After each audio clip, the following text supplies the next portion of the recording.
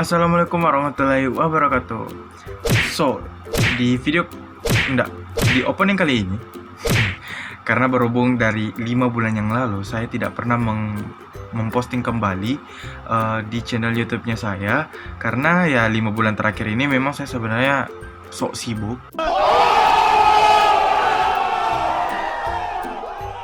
dengan skripsi saya, dan pada akhirnya sekarang alhamdulillah saya sudah selesai skripsi. Jadi ya dengan waktu luang saya seperti ini ya saya harus mengaktifkan kembali YouTube-nya saya gitu.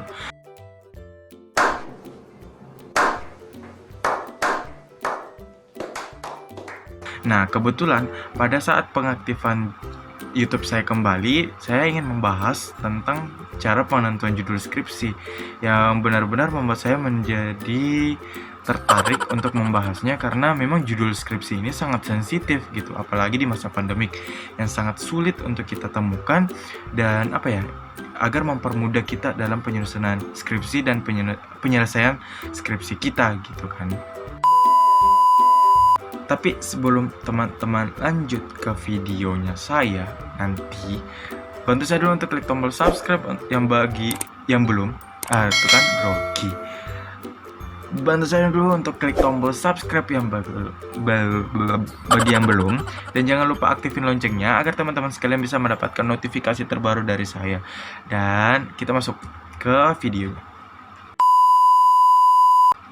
Oke, jadi teman-teman sekalian, dalam penentuan judul itu nantinya ada beberapa yang teman-teman perlu perhatikan, dan ada beberapa saran-saran yang saya akan lontarkan kepada teman-teman sekalian dalam penentuan judulnya. Jadi saya tidak akan menjelaskan secara rinci apa itu kuantitatif, apa itu kualitatif. Teman-teman mungkin itu sudah tidak asing lagi bagi teman-teman sekalian yang menentukan sebuah judul.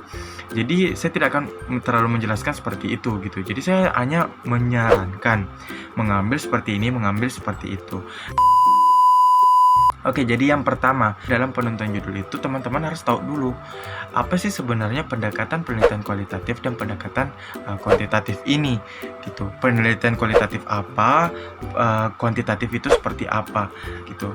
Kalau teman-teman lebih menyukai misalkan kualitatif, ya silakan teman-teman fokus saja dulu sama kualitatif terhadap skripsinya kalian gitu. Ya menurut saya secara pribadi, kalau bisa apa yang kalian ketahui saat itu ya itu sajalah yang kalian ambil gitu. Kalau misalkan teman-teman tahu kualitatif ya kualitatif ambil, tapi kalau teman-teman tahu kuantitatif ya ambil kuantitatif gitu.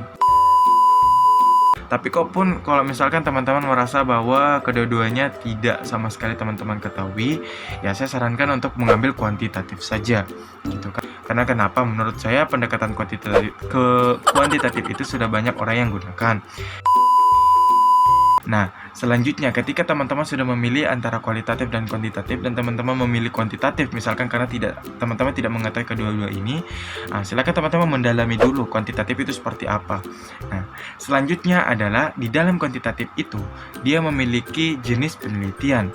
Nah, jenis penelitian yang saya sarankan ini kepada teman-teman itu ada 2 juga, yakni jenis penelitian pre-eksperimental dan juga ex post facto. Nah, jadi kedua jenis penelitian ini menurut saya mungkin lebih mempermudah teman-teman dalam penentuan judul dan pengerjaan skripsinya gitu ketika mengambil kuantitatif gitu. Jadi sebelumnya bukannya saya mengasingkan kualitatif ya, tapi ya ini adalah saran saya biar mengalir dan berjalan. Saya mengikuti dari pendekatan kuantitatif ini sehingga kita berada di jenis penelitian, menentukan jenis penelitian lagi, dan saya memilih untuk menyarankan 2 jenis penelitian ini, yakni pendekatan kuantitatif dan pendekatan kualitatif. Jenis penelitian ex post facto dan juga jenis penelitian pre-eksperimental. Nah, mengenai pre-eksperimental dan ex post facto, silakan teman-teman lagi cari referensinya di internet mengenai kedua-dua ini. Tapi yang intinya adalah eksperimen itu adalah kita akan melakukan sebuah eksperimen di kelas itu. Kita mengambil sebuah media, di mana media ini kita akan melakukan sebuah penelitian dan kita akan melakukan eksperimen.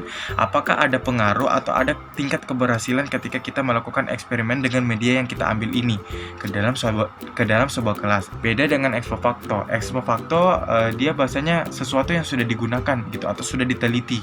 Misalkan contoh, judul skripsi mungkin adalah pengaruh penggunaan WhatsApp misalkan. WhatsApp ini kan sering digunakan apalagi di masa pandemik. WhatsApp ini kita selalu menggunakan dalam saat pembelajaran sistem daring. Apalagi kita ingin mengirim tugas kepada dosen, kepada guru dan lain sebagainya. Kita selalu menggunakan WhatsApp gitu. Nah, jadi WhatsApp ini kan sudah ada. Tapi kita mau meneliti apakah dampak WhatsApp ini terhadap sistem pembelajaran daring sekarang. Maksudnya lebih bagus gitu atau bagaimana? Apakah lebih orang menyukai sistem pembelajaran daring ini atau sistem pembelajaran offline yang pada saat di sekolah gitu. Nah, itu dia bahasanya apa ya? Sesuatu yang sudah ada, tinggal kita teliti lagi atau kita kembangkan lagi gitu. Kalau itu ya ex facto, karena eksperimen tadi ya kita melakukan sebuah eksperimen gitu.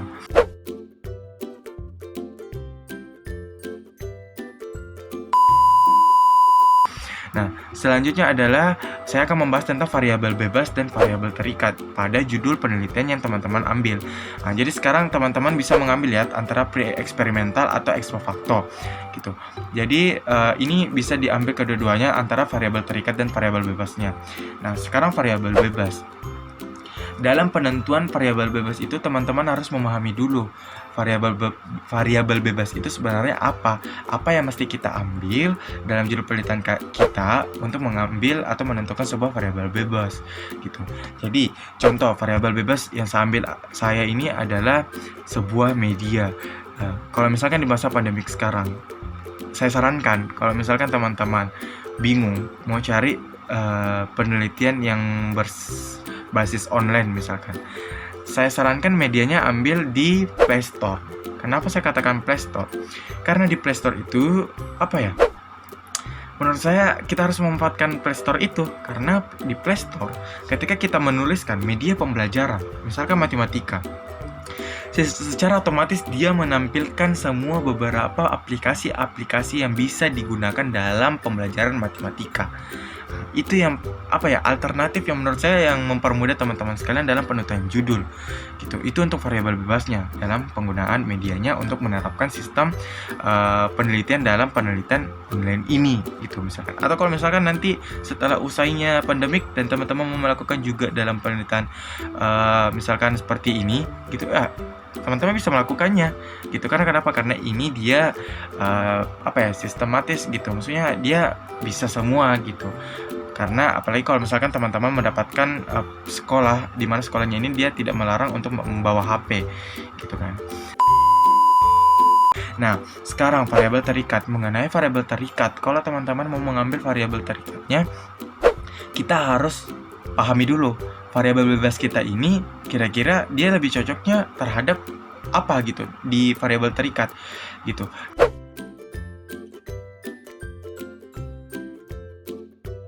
Yang saya sarankan itu hasil belajar, terhadap kebenaran belajar, terhadap minat belajar, dan terhadap motivasi belajar. Nah, itu yang keempat yang menurut saya untuk mempermudah saja gitu, dan mungkin referensinya sudah banyak di internet gitu. Jadi dalam penentuan judul janganlah berpikiran bahwa tidak keren karena dalam penentuan judulnya itu sudah ada yang teliti. Sebenarnya itu bukan sudah ada yang teliti, cuman pada dasarnya adalah penelitian kita ini untuk mempermudah diri kita saja untuk dalam penyelesaian skripsi kita. Karena kenapa? Karena jangan sampai kita mengambil judul yang keren, judul yang lumayan susah agar kita bisa dibilangi sama orang-orang, wah jago nih, kalau misalkan selesai. Iya kalau selesai, kalau tidak gimana? Nah, itu yang harus teman-teman pikirkan saja dalam penentuan judulnya gitu. Nah, kemudian untuk variabel terikatnya tadi itu kan ada 4 yang saya bilang. Misalkan contoh tadi variabel bebasnya misalkan kita ambil adalah eksperimen ya. Eksperimen penentuan judulnya adalah variabel bebasnya itu saya ambil e-book. E-book ini adalah electric book. Di mana electric book ini adalah buku cetak yang berbasis elektronik gitu kan. Ketika kita mengambil e-book, kita harus memikirkan variabel terikat apa yang cocok dengan e-book ini gitu. Nah, teman-teman harus memahami antara situasi dengan variabel bebas yang kalian pilih. Contoh, Misalkan pada masa pandemi COVID-19, dia melakukan sistem pembelajaran secara daring, online, atau bisa dibilang dari rumah ke rumah, yang artinya mereka belajar sendiri-sendiri. Nah, jadi ketika mereka sendiri-sendiri, mereka harus mengambil variabel terikat, yakni kemandirian, gitu. Mungkin bisa saja kita mengambil minat juga, gitu. Ketika misalkan minatnya belajar sendiri, apakah ada dalam pengaruh pengambilan e-book ini, gitu misalkan. Jadi kalau pengambilan variabel terikat itu ya cukup itu antara keempat ini. Tinggal teman-teman pilih situasinya seperti apa yang cocok pada situasi pada saat ini, kemudian cocok tidak dengan variabel bebas yang kita pilih atau seperti apa gitu. Jadi contoh misalkan kita sudah menemukan variabel bebas dan variabel terikat. Misalkan saya ambil tadi e-book dan juga saya mengambil kemandirian belajar. Jadi saya menyimpulkan bahwa mungkin judulnya yang bagus adalah pengaruh penggunaan e-book terhadap kemandirian belajar. Misalkan seperti itu. Nah, kita sudah mendapatkan judul. Nah, sekarang kita yang menentukan adalah bagaimana caranya supaya variabel bebas dan variabel terikat yang kita pilih itu cocok dengan kelas dan sekolah yang kita ambil gitu. Jadi kalau misalkan teman-teman memilih sekolah dan kelasnya, itu benar-benar teman-teman juga harus memikirkan apakah variabel terikat dan variabel bebas yang teman-teman pilih itu sangat-sangat cocok untuk teman-teman mengambil di kelas itu dan di sekolah itu. Tapi kalau misalkan diberikan saran saya ya teman-teman mengambil saja kelas SMP dan SMA-nya itu ya, kalau di SMP ambil setara di kelas 8 itu. Kalau misalkan di SMA ambil kelas 11. Kenapa saya ambil tengah? Karena bahasanya apa ya? Dia tidak terlalu di bagian atas, dia juga tidak terlalu di bagian bawah. Jadi dia stabil di tengah. Jadi pengetahuannya mengenai tentang apa yang ingin kita lakukan dari variabel bebas yang kita pilih mungkin itu ya sudah cocok gitu untuk mereka ambil. Makanya saya mengambil SMP mungkin kelas 8 atau SMA kita ambil kelas 11 gitu. Pun kalau misalkan teman-teman mau ngambil kelas 7, misalkan cocok di kelas 7 ya silakan ambil gitu. Tapi kalau saya untuk mengambil kelas 9 atau kelas 12 itu mungkin sedikit mungkin tidak terlalu cocok lagi karena dia kan sudah bahasanya berfokus pada ujian nasional misalkan atau apa segala macam. Jadi ya kita tidak usahlah mengikut campurkan mereka dalam urusan penelitian kita gitu.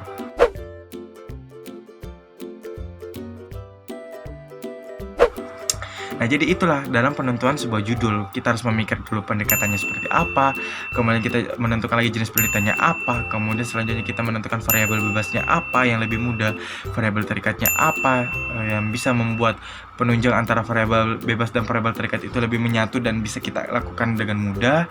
Kemudian kita menentukan sebuah kelas dan juga sekolah yang lebih mudah lagi. Kemudian judul ini kita mencari judul skripsi yang benar-benar hampir menyerupai judul-judul senior yang punya gitu, agar kita bisa mendapatkan referensi atau tunjangan agar skripsi yang kita buat terstruktur gitu. Jadi dia tidak asal-asalan karena bahasanya kadang kita mengambil referensi di internet, ada yang cocok dengan judul penelitian kita dan cocok juga di kampus kita sistem-sistemnya, tapi ada juga yang tidak gitu. Jadi untuk menghindari itu ya kalian mengambil referensi judul dari senior kalian gitu. Kalau ada yang lebih mendekati dari judul yang kalian buat, lebih bagus lagi gitu. Tapi kalaupun misalkan tidak, ya minimal lah kalian ambil judul skripsinya senior yang metode penelitiannya itu sama dengan kalian gitu, pendekatan, jenis penelitian begitu.